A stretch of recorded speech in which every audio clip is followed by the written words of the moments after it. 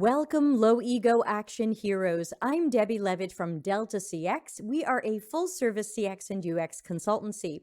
And this is my Axure 10 Core Skills course. I've been using Axure since February 2011, and I've been teaching it for many, many years. And in fact, I've been one of Axure's recommended trainers since 2014.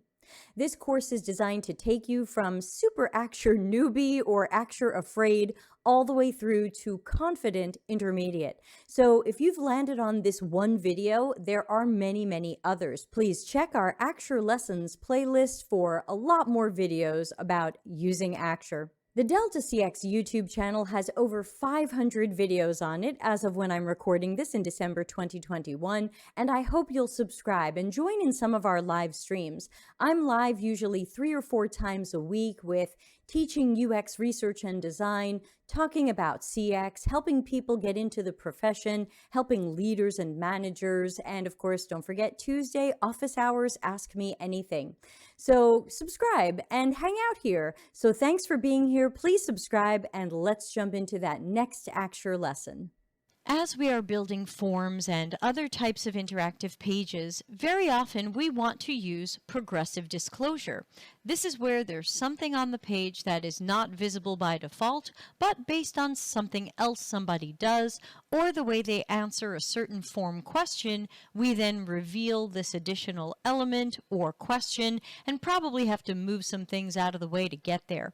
I'm going to show you a few different ways to do this, and each one is kind of a different level of beginner, intermediate, and advanced. So you can use the one that works for you, but it's good to know all the techniques in case you get another person's file and they've used who knows which technique. So please watch the whole video so that you're aware of all the different ways in which this can be done. So first, very quickly, I'm going to build a mini questionnaire, and you can build along with me. And I'm going to say, do you have a dog? And I'll just use Axure's medium fidelity form elements for a quick yes and no radio button answer. And we can say yes, and we can say no. And of course, we want to make sure there can be only one, so that if people are selecting yes or no, only one is selected and you don't get both selected. So let's say no. And then I'm going to select both of them, come over to my interactions pane, and give it a radio group. So I'll call this dogs. And then let's say I copy paste this, and I have a question coming up later, which is, do you have a cat? Again, this might not be what you're building in your day-to-day job, but these are just examples so that you can learn the technique. Now remember, we copied and pasted our radios, and that means the yes and no for the cat are part of the same selection group for the dog, which means of the 4 radios, there can be only one selected. That's not going to work the way you want. So I'm going to create a new radio group called cats. Now, if you baby step test this and you find that answering the dog question and then answering the cat question and answering the cat question undoes your dog answer, you probably forgot to put the second 2 in their own radio group. All right, let's also do a little prep work by imagining that there might be a follow-up question that we're going to sneak in here. I'm going to build it off to the side, and then I'm going to put it where I would put it. What is your dog's name? Now, this is a great example of when we have a follow-up question that we don't want people to see until we're sure that they should see it. If they don't have a dog, we probably don't have to ask them what their dog's name is. So we have lots of forms like this. Anytime you see a form that's like, if yes, blah, blah, blah, hey, we don't need that anymore. We've got good logic that our developers can write, and you've got things in Axure that you can build that will bring this to life. So let's imagine we've got what is your dog's name and room for the dog's name, but we're only going to ask people that if they answer yes to having a dog. That means maybe people see this and maybe they don't. That means I'm going to put it into a dynamic panel because it might show and hide. So I'm grabbing the question and its answer, and I'm going to right click or context menu click and say create dynamic panel, and I'm going to call it dog name panel. That will remind me that this is the panel where I ask the dog's name. I also want to pretend that there's other stuff on this web page. This is certainly not the end of the web page by far. So I'm going to drop in a placeholder down here, and you can too. I can make it wide if I want, and I can pretend that this is the rest of the page. You can even throw in some buttons at the bottom to imagine that when people are done, they're going to submit this form. So I can make a button that says submit. So we're just kind of mocking up a little bit of a dummy form and showing how we would use progressive disclosure. And remember that another use of progressive disclosure might be where you are allowing people to fill in maybe a second choice, and you've got a plus button and then that shows up. So let's take a look at how we might do this. Now, by default, they can't see this dog's name question until we say show it. So I'm going to hide it by clicking that eyeball, which gives me the yellow outline while I'm clicking on the panel. Or if I click away, I just get a yellow panel. I can also send it to the back. I don't want it to overlap the cat question, but I am going to put it exactly where the cat question is. So if the cat question is at X0, Y150, I'm going to move the dog question to X0, Y150. Now, this is a lesson where we are going to be using some coordinates and some math. I know some people don't love coordinates and don't love math, but it's still good to know when you are trying to build realistic things in Axure, so put those math hats on. Now the dog panel is here because if we need to move the cat question out of the way to show the dog panel, we might as well show the dog panel where it's going to be. So in that case, it's going to be there. And hypothetically, we could put the cat panel into a we can put the cat question into a dynamic panel as well if we want to.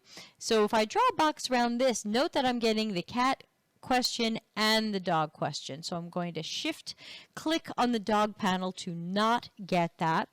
And I'm going to put the cat question in a panel only to teach you a few different lessons about moving things out of the way and the various ways that you can teach Axure to move things out of the way, because sometimes one way doesn't work and you need to use a different way. So I'm going to turn this into the cat question panel. Okay, but it is seen by default, so I'm just going to leave it as visible. Now, we haven't built this to do anything yet, but if we want, we can just do a quick preview and see what it looks like on in our browser.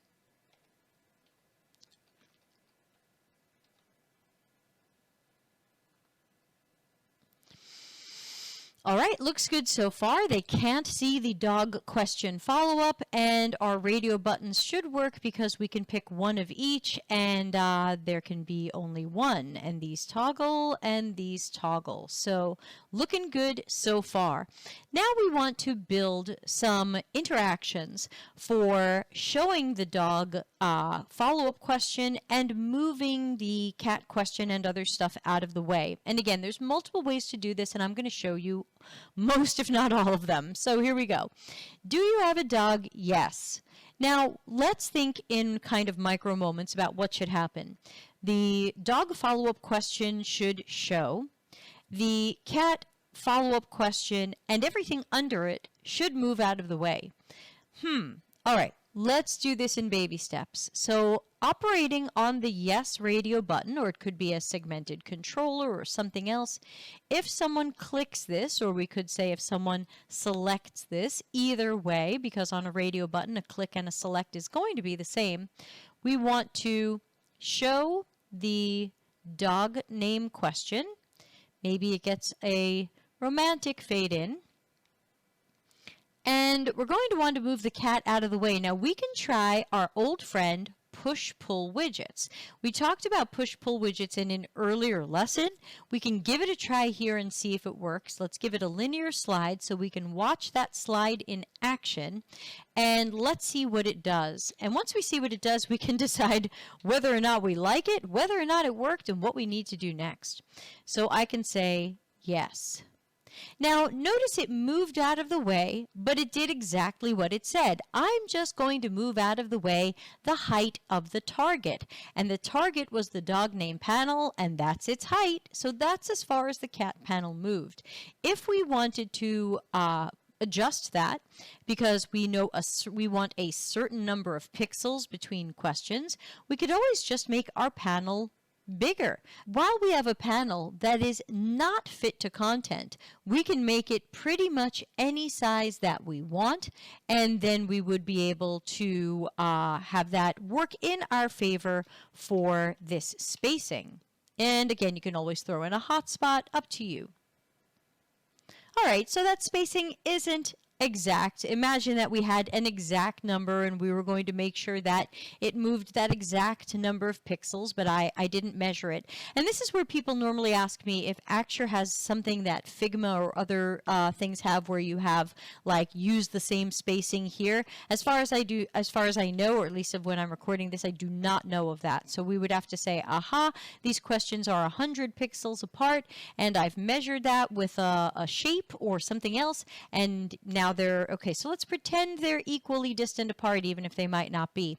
In this case, the push-pull widgets worked because Axure saw everything that was underneath this hidden panel as the cat panel and the submit and that, and it moved everything out of the way.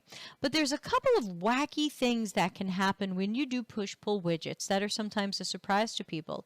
Let's line something off to the side and see if that's going to move down. So now we have this, let's pretend there's a picture or something else here. Would it need to move down if we suddenly revealed a follow-up question? Now notice that it did not move. Depending upon what this is, we might need it to move.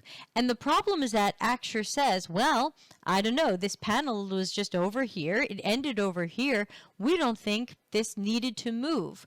There's a couple of things we can do about that. One is you could take the dog name panel and you could just make it the width of your page content. And now Axure will say, okay, this is the line you're drawing in the sand. All right, everything at or below this point will move down. So now that moves with it. That's one way to do it. But before we talk about other ways to move things, because there are multiple ways and I'm going to teach them to you, let's build what if there's no. What if I don't have a dog? Well, then we want to make sure that if people click this, that the dog follow-up question panel is hidden. So hide. Whether or not you fade it out is up to you. You don't have to worry. If the panel is already hidden and you say hide it, Axure just does nothing. It's not going to quickly show it and quickly hide it. So that's pretty safe. But we would also want to make sure to add push-pull widgets on the hide, because if we had push-pull widgets on the show, you want to make sure you've got push-pull widgets on the hide. If you forget to do that, you're going to find that you'll say yes, and everything will move down, and then you'll click no, and nothing moves back up. So that's how you'll know that you forgot push-pull widgets. Now we can test this out. We'll do yes, everything moves down. We'll do no, and everybody moved back up. Now I always say refresh the page and try it in the opposite order. I'll pick no first and then go, oh no, wait, we just got a puppy. There you go.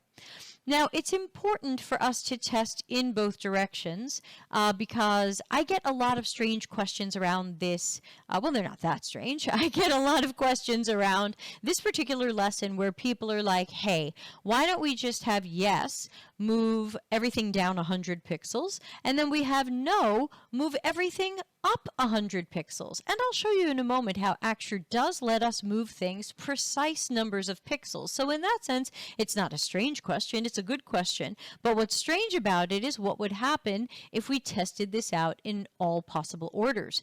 In that case, we would end up saying yes, and everything would move down 100 pixels, and we would say no, and everything would move up 100 pixels. That's great. But what if the first thing a user does is say, no, I don't have a dog. And we told Axure, when someone clicks no, move everything up 100 pixels. Now you're going to have your cat question overlapping your dog question. You're going to go, why did it do that? Hey, it did that because you told it to do that. You said if someone says no, move everything up 100 pixels.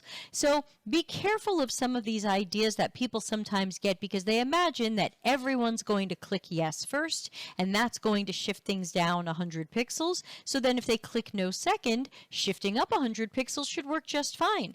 But clicking no first and having everything go up 100 pixels doesn't make sense.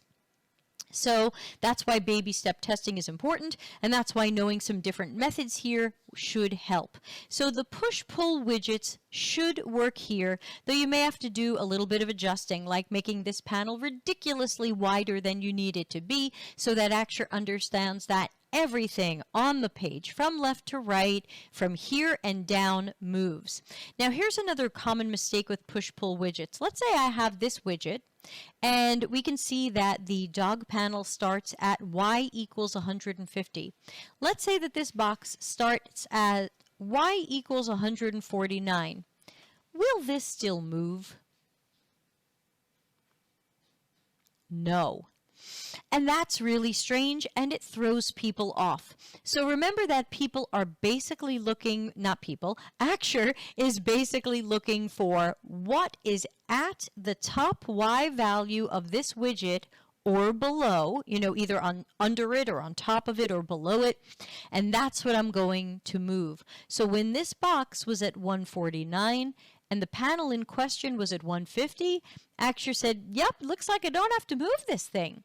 But again, if this is exactly where this needed to be, 149, and you didn't want to move it down to 150, then of course we have to learn some other techniques for moving things.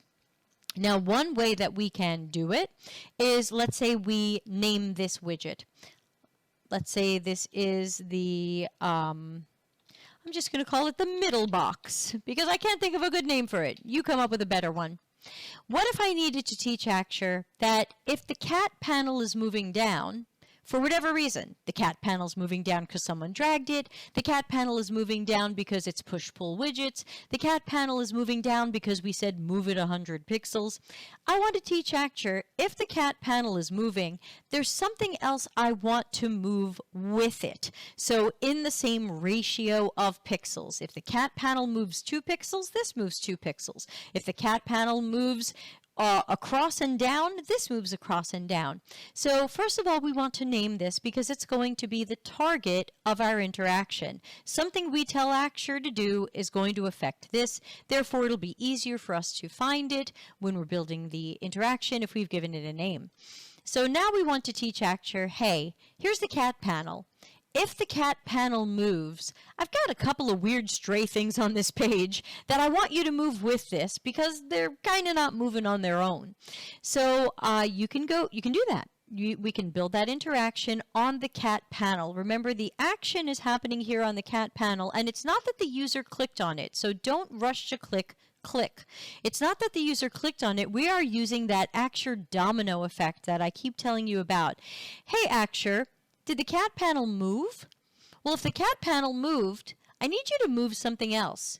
What do I need you to move? The middle box. Now, of course, they're giving you a fake push-pull. All widgets below this, all widgets to the right of this. We already tried that with push-pull, and this box didn't move. So now we're doing this a little bit more manually. Hey, Axure, move the middle box. Now, you've got choices over here in this configuration area. Do you want to move it to? Do you want to move it by? Or do you want to move it with this?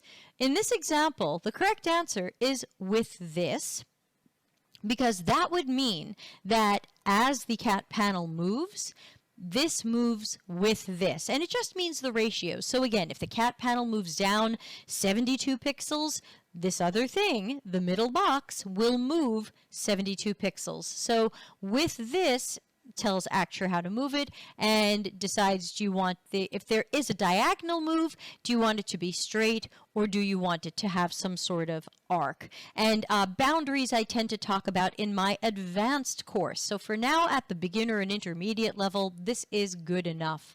So remember that without this box didn't move because Axure saw this as above the dog panel, and therefore we didn't have to pull it out of the way. It was just going to stay where it was. But now we've taught Axure, as we can see on the cat panel, if the cat panel moves, move the middle box with this. Let's refresh and give it a try. Say yes. There we go. So now you can see this box moved with this. And of course this makes sense because this was the cat panel. Okay, so how else could we move something? So in Axure, there are also ways to move things based on coordinates. Let's go back and take a second look at those choices that we had when we asked Axure to move something. We had the option of to, and we had the option of by. These are actually totally different, and it's important to know the differences between them because they are the reason for lots of mistakes, not just newbie mistakes. It's easy to make this mistake at any level of proficiency. So to would mean I have a specific set of coordinates that I want this box to move to. Let's play with this for a moment by coming up with real coordinates. Right now, this box lives at x 450, and then y 149. Let's pretend that we have coordinates that are 550 and 249. So that would move it 100 down and 100 to the right. So let's go back and let's rework that and show you how we would write that. If we have exact coordinates, we want the word to. To means we have a specific coordinate destination, and so that would be 550, and this would be 249. Now, we'll learn in a more advanced way that they don't have to be exact coordinates. We can write some math functions. That's why the FX button is here. But for our beginner to intermediate moment, let's use precise coordinates so that we learn how to do this. And we'll say this is going to slide straight to the exact coordinates of 550, 249. Let's take a look at what that does so we can be more familiar with it. Yes. All right, so that moved 100 pixels over and 100 pixels down on the diagonal, and it's in its new location. You can see that is a different location than here. So that was 2. That was, hey, Axure, I know the exact coordinates these need to move to. Please move them there, or some math function related to what the exact coordinates would be. Now, what if we had said by?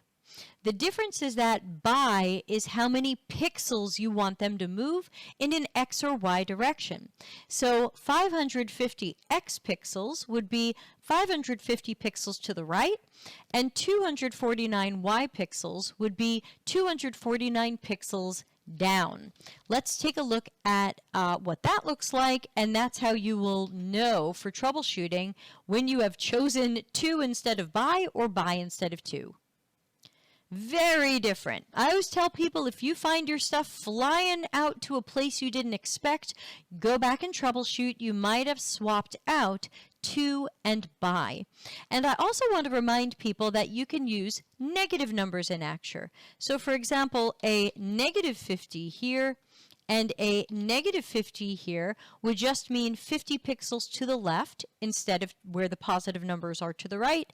And the negative number for the Y means move it up instead of move it down. So let's take a look at that.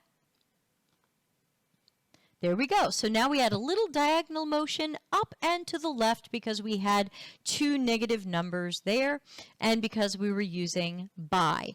If you are using exact coordinates, and you have negative numbers, you will definitely know that you have made a to or by mistake because it'll look like this. Whoa. Yep, that's negative 50 on the Y, which means it starts above the start of our page, and it's negative 50 on the X, which means it's technically off our artboard, but Axure shows it to us anyway, as we learned earlier. So be very careful with your to and your by. I'm going to move this back to a with this so that when you download my file, you can see the with this example.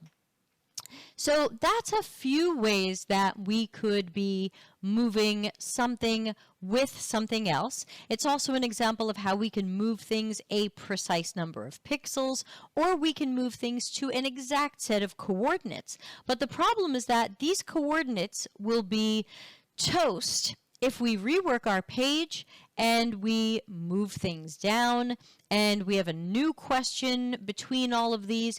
Now your coordinates are garbage. And so you'll have a problem. You'll need to go back into everywhere that you've put coordinates when we said, yes, move it to 550 and 249. Well, now that doesn't work for where everything is. Those things won't line up. And of course, we can remind you of that by just doing it. I can say, see, take a look. If we had said move this to 550 and 249, and we run that as an example. Yes. Whoop. Yeah, that didn't go in the right place at all. That went up and to the right, if you happen to notice that. So once we have real coordinates into things, then you just have to be careful as you move things around the page. You might kill your coordinates. They might need to be redone or rethought or renumbered. So the push-pull widgets is the best way to go where you can, because then Axure will take everything at or below this the particular panel you're talking about and move it out of the way. You should be able to say yes and no and have additional questions appear. You could do this multiple times on a form as you need to, and then you'd be able to have different questions move out of the way. Push-pull is going to be your best bet. Just be careful of how things line up, because push-pull is very temperamental and fussy. But in a worst-case scenario, you know how to use move with this, or move something exact coordinates or number of pixels as plan B and C. See you in the next lesson.